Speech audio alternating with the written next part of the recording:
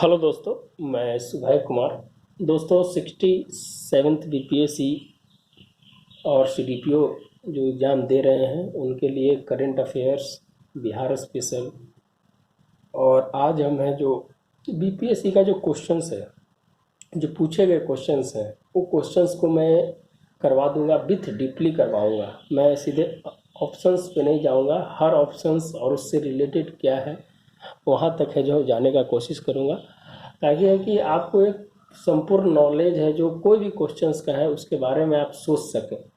रटने से क्या होता है कि आपका जो डायरेक्ट क्वेश्चन हिट करता है वही क्वेश्चंस को आप बना सकते हैं। लेकिन अगर आपके दिमाग में बहुत सारे कंसेप्चुअल बात अगर है तो आप है जो वहाँ पर है जो उसको छांट सकते हैं।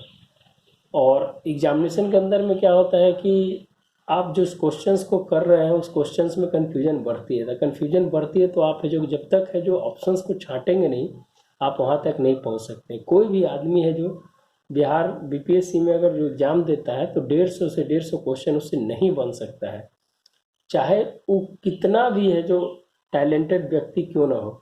वो एक सीमा तक है जो दिमाग की सोचने की क्षमता होती है। तो आप उसको इलिमिनेशन मेथड के माध्यम से आप उसको कर कर आप है जो रिजल्ट तक पहुंच सकते हैं। आप 100 110 के आप है जो कवर में आप है जो आंसर को रखिए तो आपका है जो रिजल्ट है जो 100% हो जाएगा। हम 41वें बीपीएससी के अंदर में कुछ क्वेश्चंस पूछे गए हैं, उसके बारे में हम चर्चा करेंगे और विस्तृत चर्चा करेंगे। चलिए दोस्तों, हम स्टार्ट करते हैं।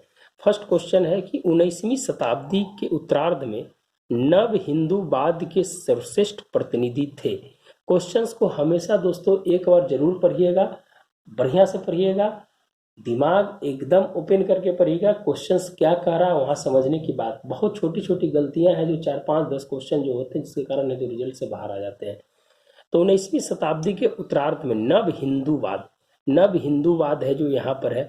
अब इसके सर्वश्रेष्ठ प्रतिनिधि कौन थे, यह जो क्वेश्चन है। आपके ऑप्शन है रामकृष्ण परमहंस, स्वामी विवेकानंद, बंकिम चंद्र चटर्जी और राजा राम मोहन राय। दोस्तों, नव हिंदूवाद का जब बात किया जाता है तो इसमें सबसे पहले जो होता है कि जो शिकागो में जो 1893 में जो धर्म सम्मेलन हुआ था उसमें है जो भारत के तरफ से जो प्रतिनिधित्व किए थे स्वामी विवेकानंद। और स्वामी विवेकानंद को ही है जो नव हिंदूवाद कहा जाता है। क्या कहा जाता है? स्वामी विवेकानंद को नव हिंदूवाद की संज्ञा की है। और इनका एक नाम है तूफानी हिंदू भी है जो इनको कहा जाता है। क्या कहा जाता है? तूफानी हिंदू। तो दोस्तों, आप है जो निश्चित रूप से है जो क्वेश्चंस को पकड़िए और उसको है जो क्या कह रहा है उसको समझने का प्रयास कीजिए। स्वामी विवेकानंद को नव हिंदूवाद और है जो तूफानी हिंदू भी है जो कहा जाता है। इन्होंने है जो भारत के मान सम्मान को है जो जो अमेरिका के धर्म सम्मेलन जो हुआ था शिकागो में, उन्होंने जो अपना जो व्याख्यान दिया था उस व्याख्यान से भारत की मान मर्यादा और भारत की संस्कृति को है जो कहीं ना कहीं पहचान एक अलग रूप में है जो देखने को मिला है। दोस्तों, स्वामी विवेकानंद जो है वो है जो रामकृष्ण परमहंस के संस्थापक भी हैं। आपको एक ट्रिक बताते हैं, राम विवेक। अगर आप कोई भी कन्फ्यूजन हर आदमी के पास होता है, कोई भी आदमी कहे कोई कन्फ्यूजन है तो राम के साथ क्या लग गया? विवेक लग गया। तो रामकृष्ण के मिशन की स्थापना किसने किया था? तो स्वामी विवेकानंद ने किया था। दोस्तों, इसमें कुछ ऐसे क्वेश्चंस हैं जो ऑप्शंस हैं जो इस क्वेश्चन से अलग हैं, तो उसके बारे में भी है जो चर्चा कर लेते हैं। राजा राम मोहन राय, ये क्वेश्चन दोस्तों हर एग्जाम में पूछाता है। और इस सबसे इसका जो टॉप क्वेश्चन है ब्रह्म समाज। तो निश्चित रूप से आप है जो ब्रह्म समाज को आप रट लिए हैं 1828 में, लेकिन ब्रह्म समाज से रिलेटेड ब्रह्म समाज किस नीति पर था? एकेश्वरवाद की नीति। क्वेश्चन ही पूछता है कि ब्रह्म समाज की नीति क्या थी? तो एकेश्वरवाद की नीति थी। क्या थी? एकेश्वरवाद की नीति। तो है जो यहाँ भी क्वेश्चन पूछ सकता है, थोड़ा सा क्वेश्चन को घुमाएगा तो आप है जो ऑप्शंस में उलझिएगा नहीं। दूसरा चीज है कि राजा राम मोहन राय का जो इम्पोर्टेंट चीज है, तो उन्होंने 3 महत्वपूर्ण संगठन का है जो उन्होंने स्थापना किया था। पहला है आत्मीय सभा 1813। 1813-14 कहीं देता है, लेकिन है जो कहीं कहीं 1813 ही है जो आप उसको देखिएगा, आत्मीय सभा। दूसरा है कि आपका वेदांत सभा 1825 और ब्रह्म समाज 1828। तो ये क्वेश्चन याद रखिएगा, 1813, 1825 और 28। ये है जो राजा राम मोहन राय। राजा राम मोहन राय के बारे में राजा की जो उपाधि दी थी दोस्तों, वो है जो अकबर द्वितीय के द्वारा दिया गया था। किसके द्वारा दिया गया था? अकबर द्वितीय के द्वारा है जो राजा राम मोहन राजा की उपाधि है जो दिया गया था। इनकी एक दो बुक है जो दोस्तों बहुत पूछता है, प्रीफेस ऑफ जीसस, जिनकी है जो राजा राम मोहन राय के द्वारा ही कृति है, और दूसरा है इतिहास उफ मुमालिदीन। ये है जो क्वेश्चन पूछ देता है दोस्तों, बहुत सारे जगह क्वेश्चन पूछा है।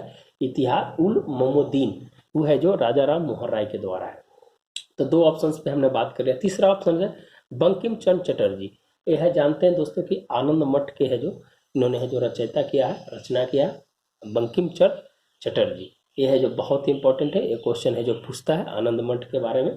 ये है जो आप है जो क्वेश्चंस को हर ऑप्शंस पे है जो आपकी पकड़ होनी चाहिए। जब आपके हर ऑप्शंस पे पकड़ होगी तो निश्चित रूप से आप है जो उसको आप बढ़िया कीजिएगा। तो बंकिम चंद्र चटर्जी के बारे में पूछा जाता है, तो आनंद मठ की रचना किसने की है? तो बंकिम चंद्र चटर्जी ने किया है। रामकृष्ण परमहंस। रामकृष्ण परमहंस का जन्म दोस्तों है जो बंगाल में ही हुआ था, और इन्होंने है जो धर्म और समाज सुधार के लिए है जो बहुत ही बड़ा काम किए हैं। तो रामकृष्ण परमहंस से क्वेश्चन है जो नहीं के बराबर बनता है, इसीलिए तो आप जितना जितना है उतना ही जानने का प्रयास कीजिएगा। चलिए दोस्तों आगे बढ़ते हैं। अगला है, दूसरा क्वेश्चन है कि होम रूल आंदोलन भारत के स्वतंत्रता संग्राम के एक नए चरण के आरंभ का घोतक था, क्योंकि अब है जो हमें होम रूल आंदोलन के बारे में है जो समझना है कि होम रूल आंदोलन क्या था। देखिए दोस्तों, होम रूल आंदोलन जो शब्द है, ये है शब्द जो आयरलैंड से आया है। कहाँ से आया है? आयरलैंड से इस शब्द को लिया गया। आयरलैंड में इसकी जो स्थापना है जो किया गया था, और आयरलैंड में जो स्थापना किए थे वहाँ पर रेंडमांड, क्या नाम था? रेंडमांड। क्या नाम था? रेंडमांड है जो होम रूल की स्थापना है जो वहाँ पर है जो किए थे। यहाँ पर दोस्तों भारत में होम रूल आंदोलन को दो भागों में बांटा जाता है। पहला भाग जो होता है दोस्तों, वो है जो आपका बाल गंगाधर तिलक, और दूसरा है जो एनी बेसेंट। यह जो दो भाग में बांटा जाता है होम रूल आंदोलन को। अगर बिहार में अगर बात किया जाए दोस्तों, तो बिहार में 16 दिसंबर 1916 को है जो होम रूल की स्थापना किए थे, और उसकी जो अध्यक्षता किए थे वो मजरूल हक किए थे। आपको बिहार को भी ऐड करते हुए दोस्तों हम चलेंगे। 16 दिसंबर 1916 को है जो बिहार में इसकी स्थापना हुई थी। इसके जो मेन थे वो मजरूल हक थे, उनकी अध्यक्षता में हुई थी। तो एक बिहार से भी आपको क्वेश्चन बन गया। दूसरा क्वेश्चन है दोस्तों कि इसमें जो होम रूल आंदोलन में जो भूमिका है वो है जो तिलक की भूमिका और एनी बेसेंट की भूमिका। तिलक की भूमिका महाराष्ट्र के साइड में था, कर्नाटक के साइड में था। वही है जो एनी बेसेंट की है जो कहीं ना कहीं है जो आपको मद्रास और तमिलनाडु के आसपास के क्षेत्रों में था। तो दोनों का अपना एक अलग था। जहां तिलक ने होम रूल को बारे में स्वराज ही जन्मसिद्ध अधिकार के बारे में बात की है, वही तिलक ने है जो तिलक ने है जो स्वराज जन्मसिद्ध अधिकार की बात की है, वही है जो एनी बेसेंट ने किसकी बात किया है? वो है जो स्वशासन की बात किया है। कैसे है जो हम संवैधानिक ब्रिटिश के अंदर में थे, और उस तरह से हमें कैसे है जो स्वाधीनता प्राप्त करना है, स्वशासन को प्राप्त करना है, यही है जो होम रूल का मेन उद्देश्य था दोस्तों। जब निश्चित रूप से आप क्वेश्चन को जब इतना जानते हैं तो निश्चित रूप से क्वेश्चन है जो अब पकड़ा जाएगा। अब इसके ऑप्शंस देखते हैं दोस्तों। इसने देश के सामने स्वशासन की एक ठोस योजना रखी। आपकी फर्स्ट ऑप्शन ही देखिएगा और इसको है जो टिक करना है खाली, बस। बाकी आप देख लीजिए, आंदोलन के नेतृत्व गांधी जी के हाथ में आ गया था एकदम नहीं। 1916 में गांधी जी की कोई समस्या ही नहीं थी। 1917 में चंपारण में आए थे। 17 के बाद है जो उन्होंने 19 में है जो उन्होंने जो 20 में जो असहयोग आंदोलन किया था, तो उस समय तो ये ऑप्शंस ऐसे ही छट गया गांधी जी से रिलेटेड। हिंदू और मुसलमानों को एक संयुक्त संघर्ष प्रारंभ किया, ये तो क्वेश्चन होगा ही नहीं दोस्तों।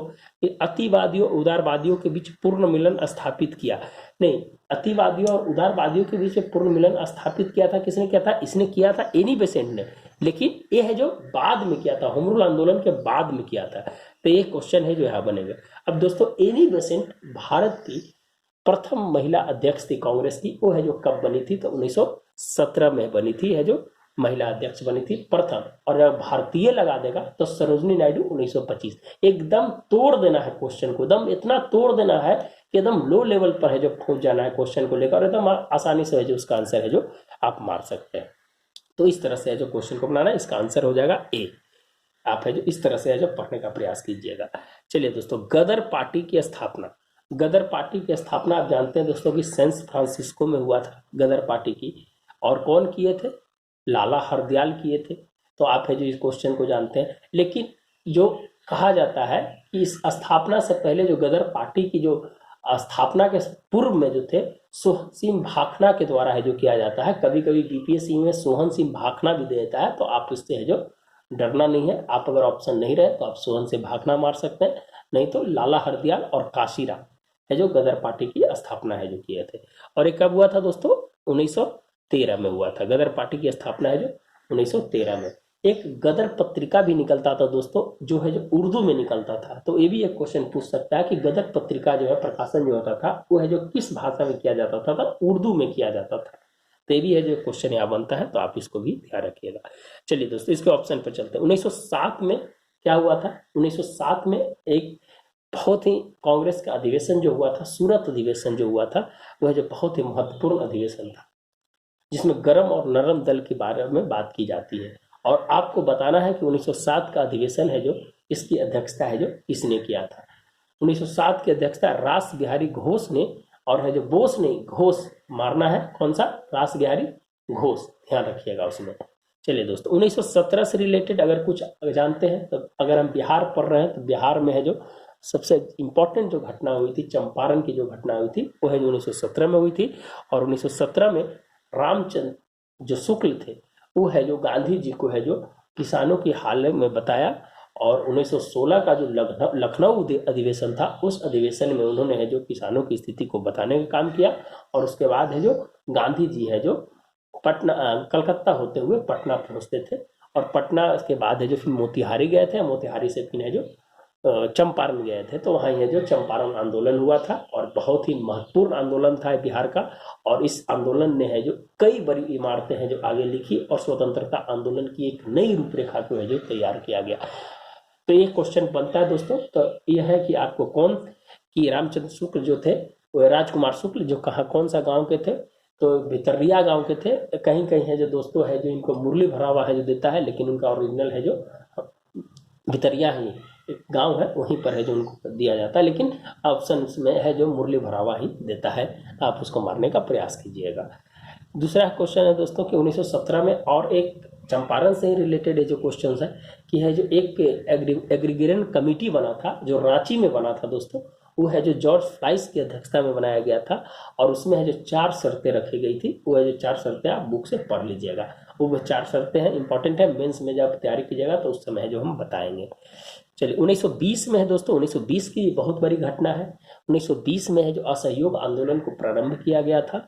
और असहयोग आंदोलन जो था, जो चंपारण के बाद जो था, और गांधी जी के एक नए व्यक्तित्व के रूप में वहाँ देखा गया। तो आपको बताना है दोस्तों कि 1920 में गांधी जी के जो असहयोग आंदोलन हुआ था, उस समय है जो कांग्रेस के अध्यक्ष कौन थे? आपको बहुत इंपॉर्टेंट है, आप है जो निश्चित रूप से इसको पढ़ने का प्रयास कीजिएगा। तो हमने सभी ऑप्शंस के बारे में है जो जानते हैं, सभी ऑप्शंस के बारे में पढ़ने का प्रयास करेंगे। आगे बढ़ते हैं दोस्तों। करो या मरो का नारा है जो किससे संबंधित है? करो या मरो, आप जानते हैं दोस्तों कि महात्मा गांधी से रिलेटेड है करो या मरो का नारा। और इसके ऑप्शंस पे देख लेते हैं। बाकी जो ऑप्शंस है, लाला लाजपत राय, आप जानते हैं दोस्तों कि लाला लाजपत राय साइमन कमीशन जो था उसमें है जो चोटिल हो गए थे, और इनकी जो मृत्यु हो गई थी साइमन कमीशन के विरोध में। बाल गंगाधर तिलक, इनकी भी मृत्यु 1920 में हुई थी। और है जो जब असहयोग आंदोलन स्टार्ट हो रहा था तो 1 अगस्त 1920 को है जो तिलक की मृत्यु हो गई थी। और कभी कभी क्वेश्चन पूछता है दोस्तों कि लाल बाल पाल में से कौन भारतीय राष्ट्रीय कांग्रेस का अध्यक्ष है? आप है जो इसका कमेंट बॉक्स में आंसर है जो जरूर दीजिएगा। तो है जो दोस्तों तिलक की मृत्यु। तो करो या मरो है जो आपका कहा महात्मा गांधी। करो या मरो, डू एंड डाई, ये है जो कहाँ पर है जो इसको है जो दिया गया था? ये है जो भारत छोड़ो आंदोलन में है जो दिया गया था। और भारत छोड़ो आंदोलन 8 अगस्त 1942 के वर्धा में है जो इसकी है जो पास किया गया था, और 9 अगस्त से पूरे भारत में है जो इसको लागू किया गया था। इसी में से ऑपरेशन 0 आवर एक नाम आता है जो बहुत ही इंपॉर्टेंट है, क्वेश्चन पूछ देता है। 0 आवर संबंधित है भारत छोड़ो आंदोलन से। आगे बढ़ते हैं दोस्तों। नोआ खलीकाल महात्मा गांधी के सचिव कौन थे? देखिए ये सब हिट एंड ट्रायल क्वेश्चन है दोस्तों, ये सब याद रहेगा तभी मार सकते हैं। इस समय कोई दिमाग लगाने की जरूरत नहीं है। इस समय थे प्यारे लाल। कौन थे? नोआ खली में महात्मा गांधी के सचिव कौन थे? वो है जो प्यारे लाल थे। तो ये सब हिट एंड ट्रायल क्वेश्चन है। आपको इसको, ये सब क्वेश्चन को आपको जब सेट मार रहे होंगे तो आप जरूर है ये सब क्वेश्चन को आप देख लीजिएगा। चलिए दोस्तों आगे बढ़ते हैं। जयप्रकाश नारायण को राष्ट्रीय स्तर के नेता की पहचान किस संदर्भ में मिली? जयप्रकाश नारायण एक बहुत ही स्मार्ट पर्सनालिटी बिहार और भारत के लिए इन्होंने बहुत ही अपना योगदान दिया है। और जयप्रकाश नारायण के बारे में आप जानते हैं कि जयप्रकाश नारायण जो कांग्रेस समाजवादी पार्टी से जो जुड़े हुए थे, और उसके बाद उन्होंने 1934 में जो कांग्रेस समाजवादी पार्टी से जुड़े, और उन्होंने जो बहुत ही महत्वपूर्ण योगदान भारत छोड़ो आंदोलन में बिहार में इनका योगदान है जो बहुत ज़्यादा रहा है। जो हजारीबाग जेल से इन्होंने है जो भागे थे, और भागने के बाद है जो आप जानते हैं कि एक है जो इन्होंने गठन किया था आज़ाद दस्ते का, क्या नाम था, आज़ाद दस्ता, उसका है जो गठन किया था नेपाल के तराई क्षेत्र में, वो है जो आज़ाद दस्ते। और उसके 3 महत्वपूर्ण कार्य थे, उस कार्य है मेंस में लिखना है, यहाँ हम बता रहे हैं। जयप्रकाश नारायण को किस स्तर के नेता के रूप में पहचान मिली, तो पहला ऑप्शन है भारत छोड़ो आंदोलन, दूसरा कांग्रेस समाजवादी दल की स्थापना, भूदान आंदोलन, और कांग्रेस कार्यकारिणी समिति का सदस्य बनाया जाना। तो उन्होंने कब किया था, उन्होंने है जो भारत छोड़ो आंदोलन में है जो वो है जो राष्ट्रीय स्तर, देखिए यहाँ राष्ट्रीय स्तर अगर लगा दिया है तो है जो भारत छोड़ो आंदोलन, अगर राष्ट्रीय स्तर नहीं लगता तो कांग्रेस समाजवादी दल की स्थापना में इसका आंसर बदल जाता है। तो आप है जो ध्यान रखिएगा भारत छोड़ो आंदोलन। भारत छोड़ो आंदोलन के बारे में हमने बता दिया है कि भारत छोड़ो आंदोलन क्या था, और उससे कुछ इंपॉर्टेंट जो क्वेश्चंस बनते हैं उसके बारे में है जो हमें जो बता दिए हैं। भूदान आंदोलन, ये जो जानते हैं दोस्तों, भूदान आंदोलन भी जयप्रकाश नारायण जुड़े हुए थे उससे। यह है जो आंध्र प्रदेश के पश्चिम पोली जिला से है जो स्टार्ट किया गया था, और बहुत ही महत्वपूर्ण, और इसकी है जो एक सकारात्मक पहल भी है जो किया गया था भूदान आंदोलन। चलिए आगे बढ़ते हैं दोस्तों। स्वतंत्र भारत के अंतिम गवर्नर जनरल कौन था? स्वतंत्र भारत के अंतिम गवर्नर जनरल, आप ये क्वेश्चन पूछ देगा तो आप एकदम स्वतंत्र भारत पे दिमाग टिकाना है, और उसके बाद है जो सीधे श्री राजगोपालाचारी पे है जो मार देना है। कहा है कि दोस्तों भारत के अंतिम गवर्नर जनरल जो थे लॉर्ड माउंटबेटन थे। जब उन्होंने कह दिया था, उन्होंने एक स्टेटमेंट दिया था कि 15 अगस्त का दिन मेरे लिए सबसे महत्वपूर्ण दिन है। जब उसके बाद है जो बनाया गया तो सी राजगोपालाचारी को बनाया गया। तो स्वतंत्र भारत के अंतिम गवर्नर जनरल जो कौन थे, वो है जो सी राजगोपालाचारी थे। लॉर्ड माउंटबेटन क्या थे, भारत के अंतिम गवर्नर जनरल। भारत के अंतिम गवर्नर जनरल कौन थे, लॉर्ड माउंटबेटन। तो आप है जो एकदम क्लियर कट है जो आंसर है जो रखने का प्रयास कीजिएगा। आप जानते हैं दोस्तों राजेंद्र प्रसाद के बारे में, आप जानते हैं कि भारत के प्रथम राष्ट्रपति थे, और इनका जो जन्म हुआ था जो सिवान जिले में हुआ था, और इनके अथी से 3 दिसंबर को बिहार सरकार ने मेधा दिवस मनाने का फैसला किया है। कौन सा, मेधा दिवस। तो एक करेंट से भी हम जोड़कर है जो आपको क्वेश्चंस को पूछ रहे हैं। अभी एक है जो 1 मार्च को नीतीश कुमार जी का जन्मदिन था, उस दिन है जो बिहार सरकार ने है जो विकास दिवस मनाने का है जो फैसला लिया है। कौन सा, 1 मार्च को विकास दिवस मनाने का है जो फैसला लिया है। और इससे अगर हम करंट की अगर जोड़ने की अगर बात किया जाए तो है जो 121वीं जयंती पर राम वृक्ष बेनीपुरी की जयंती पर उनका है जो बेनीपुरी जो गांव है उनको है जो एक संरक्षण संग्रहालय के रूप में है जो बनाने का है जो फैसला है जो बिहार सरकार ने है जो किया है। तो आप है जो इसको करंट से भी हम जोड़ते चलेंगे, जहां पर मिलेगा उसको जो निश्चित रूप से है जो आपके साथ बातचीत करते रहेंगे। चलिए दोस्तों, सबने अवज्ञा आंदोलन की असफलता के बाद गांधी जी ने महत्व दिया। देखिए, सबने अवज्ञा आंदोलन की जो असफलता हुआ था उसके बाद उन्होंने रचनात्मक और कार्यात्मक दोनों कार्य, लेकिन एक ही ऑप्शन है यहाँ पर, क्या है, रचनात्मक कार्य। रचनात्मक कार्य में क्या था कि कैसे है जो हमें है जो स्वतंत्रता के लिए है जो आगे बढ़ना है, और है जो रचनात्मक माने एक डिसिप्लिनरी के माध्यम से है जो हमें है जो काम करना है। आप जानते हैं दोस्तों, सबने अवज्ञा आंदोलन की स्टार्ट कहाँ से हुई थी, तो दांडी मार्च जब गए थे, दांडी मार्च के बाद जब नमक कानून को तोड़ा था उसके बाद सबने अवज्ञा की जो स्टार्ट हो गया था। और ये क्वेश्चन बीपीएससी पूछता है, तो इसलिए दांडी यात्रा मारिएगा, साबरमती मत मारिएगा। दांडी यात्रा से है जो साबरमती से दांडी यात्रा के लिए गए, और दांडी से जब नमक कानून तोड़ा तब है जो सबने अवज्ञा आंदोलन की असफलता जो शुरुआत हुई। आप है जो दोस्तों दांडी यात्रा के बारे में जानते हैं कि है जो कब हुआ था, 24 दिन है जो समय लगा था उसको जाने में, और जो 384 लोगों के द्वारा 384 किलोमीटर, और उसमें 72 लोग थे। कितना लोग थे उसमें, 72 लोग थे, वहां पर गए थे टोटल। तो ये है जो दोस्तों आप है जो इसमें है जो देख सकते हैं, और इससे है जो रिलेटेड जो भी है जो आप है जो पढ़ लीजिएगा। हम है जो एक अपने जो हिसाब से जो इम्पोर्टेंट होता है उसको है जो हम यहाँ पर रखने का है जो प्रयास हमें कर रहे हैं।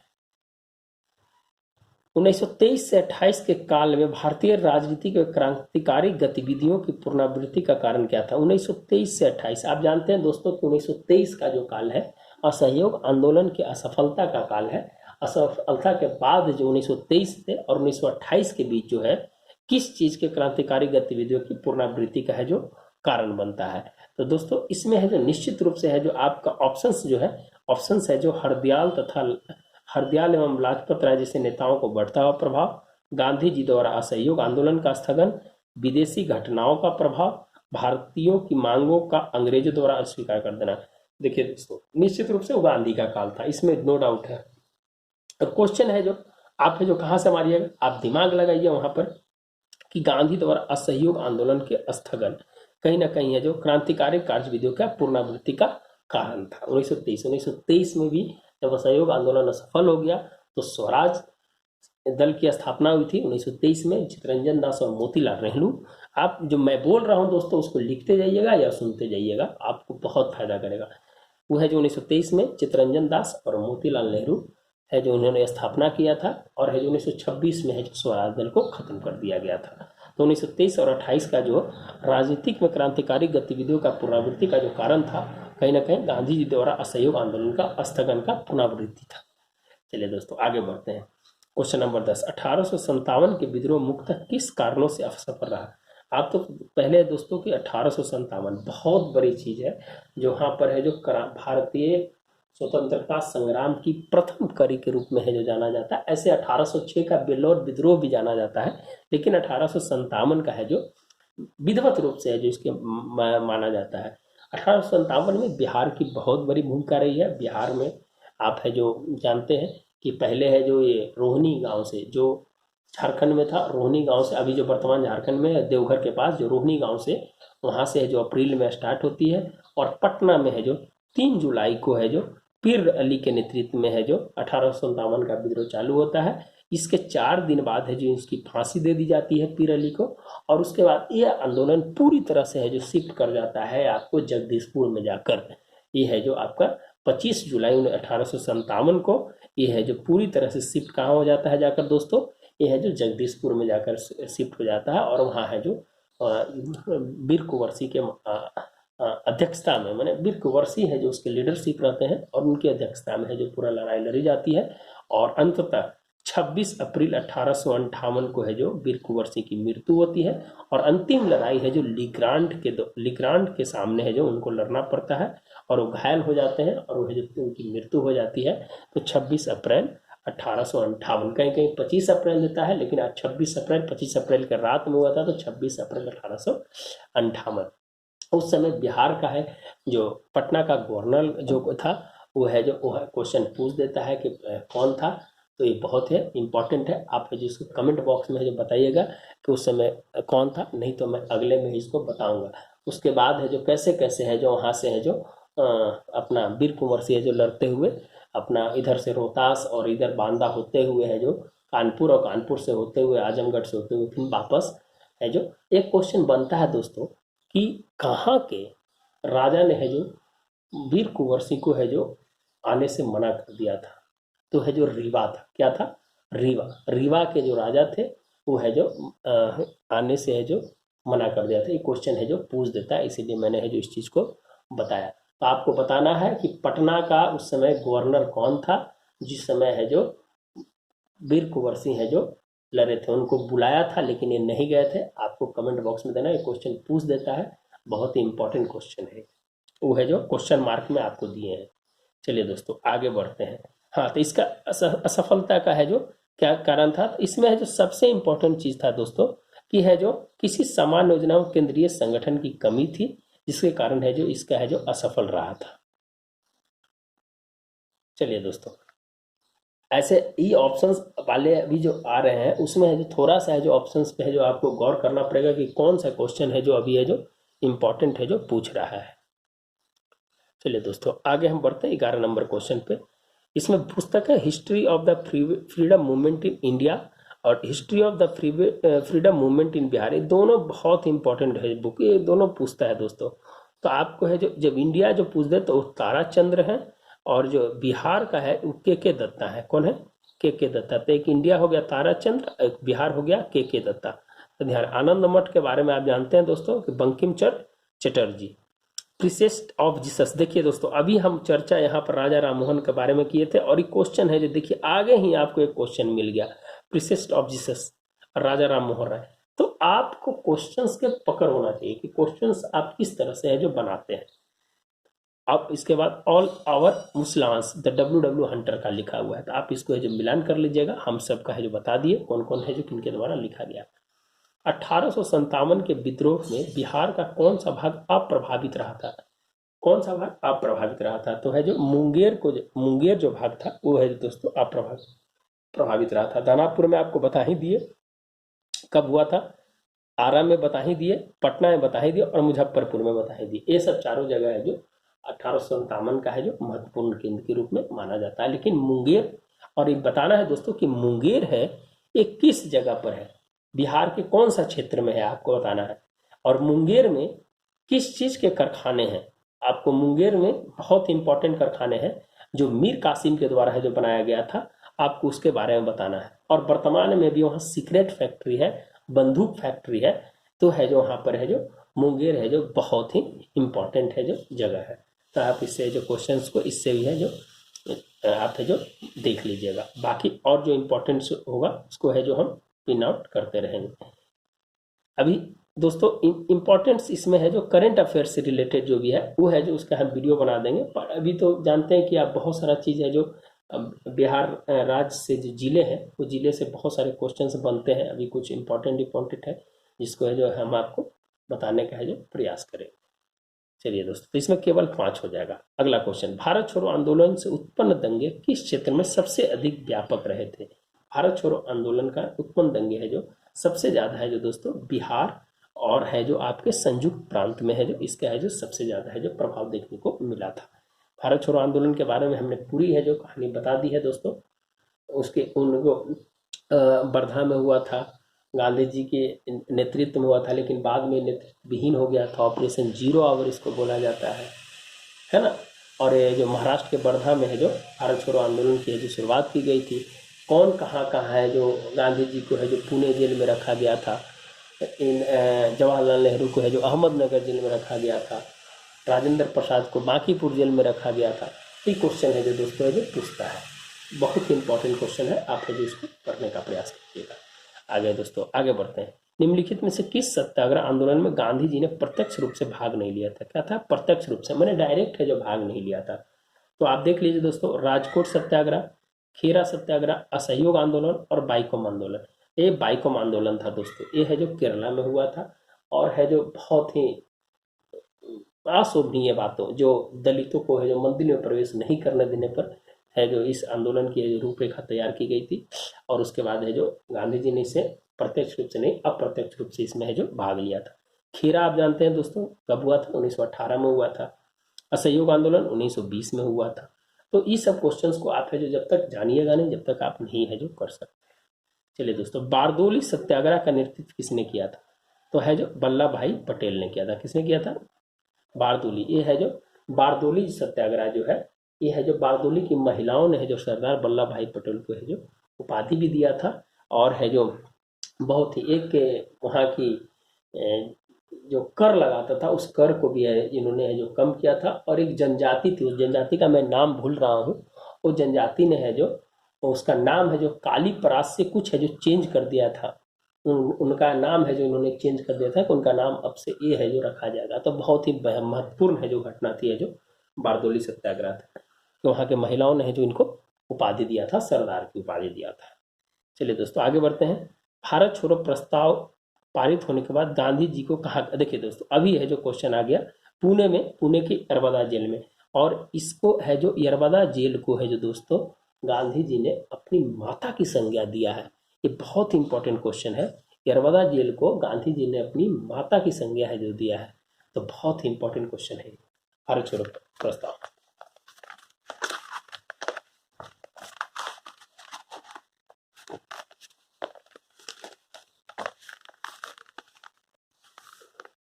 आगे बढ़ते हैं दोस्तों।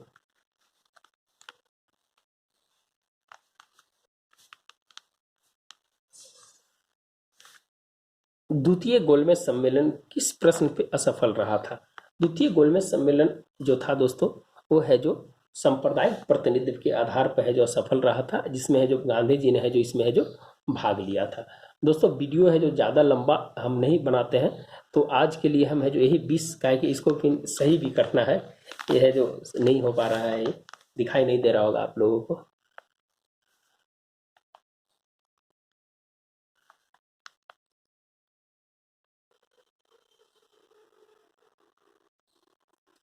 चलिए जो भी क्वेश्चन है, कम से कम कितना क्वेश्चन है दोस्तों, 25 क्वेश्चन तो कम से कम कर ही देते हैं, 25 क्वेश्चन कर देते हैं।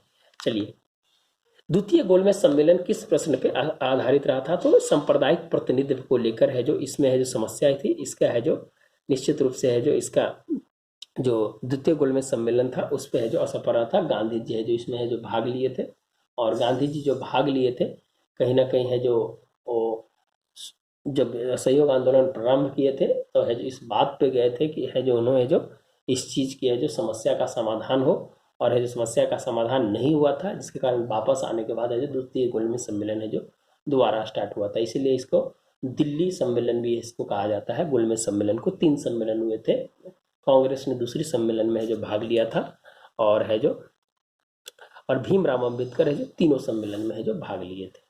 चलिए दोस्तों आगे बढ़ते हैं। रॉलेट एक्ट का भारतीय राष्ट्रीय कांग्रेस ने विरोध किया था, क्योंकि इसका लक्ष्य जो था, जो रॉलेट एक्ट था दोस्तों, बिना अपील, बिना वकील और बिना दलील जो 1919 में लाया गया था, उसमें है जो क्या किया गया था कि देशद्रोह के आरोपों में राष्ट्रीय नेताओं की बंदी बनाना, ये है जो सबसे इम्पोर्टेंट था दोस्तों, जिसके कारण है जो ये है जो इसका है जो बहुत ही है जो विरोध किया था। और व्यक्तिगत स्वतंत्रता को सीमित करना, ये है जो अगर ऑप्शंस अगर आ जाए तो कहीं ना कहीं है जो इस ई ऑप्शंस में भी है जो चला जाएगा। अगर आप ई ऑप्शंस में है तो आपको ई ऑप्शंस में भी है जो इसका है जो आंसर है जो चला जाएगा। कहे कि आपको है जो कोई है जो आपकी कानूनी सहायता है जो नहीं था, आपको सीधे उठा के है जो बंद कर दिया जाता था। तो जो सटीक आंसर था दोस्तों, अब है जो हमें ई ऑप्शन किस तरह है जो सोचना पड़ता है कोई भी क्वेश्चंस को, तो यहाँ पर है जो देशद्रोह के आरोप में राष्ट्रीय नेताओं को बंदी बनाना, और है जो किसी प्रकार का है जो इसका है जो समाधान है जो नहीं था, और ये है जिसको काला कानून भी है जो कहा गया था। स्वामी विवेकानंद ने रामकृष्ण मिशन की स्थापना है जो कब किया था?